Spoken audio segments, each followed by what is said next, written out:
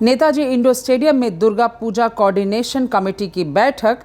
दिनेश जैन गंगवाल बोले, जैन समाज का हर समर्थन ममता बनर्जी के साथ। सर्वप्रथम আমি মা দুর্গা চরণে প্রণাম জানাই। যা আশীর্বাদে আমাদের বেঙ্গলে এত সুন্দর দুর্গা পূজা উদযাপন আমরা করতে পারি।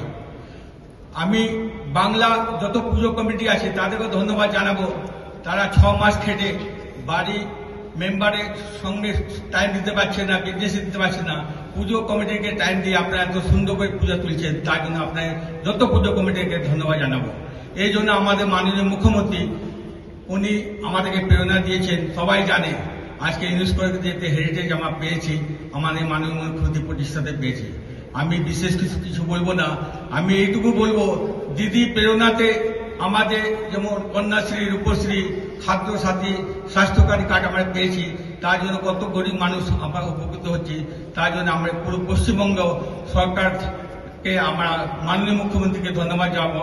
জৈন সমাজ থেকে ধন্যবাদ জানাবো, যিনি আমার একটা মাইনরিটির মধ্যে জৈন সমাজ 1% নেই, কিন্তু আমাদের মাননীয় মুখ্যমন্ত্রী আমাদের মন্দিরে 4 বার এসেছেন।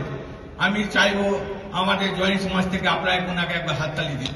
की ताज़ा तरीन खबरों और ब्रेकिंग न्यूज़ के लिए बने रहिए स्पष्टता न्यूज़ के साथ। ज़्यादा से ज़्यादा खबरों के लिए बेल बटन दबाकर लाइक, शेयर और सब्सक्राइब करें स्पष्टता न्यूज़।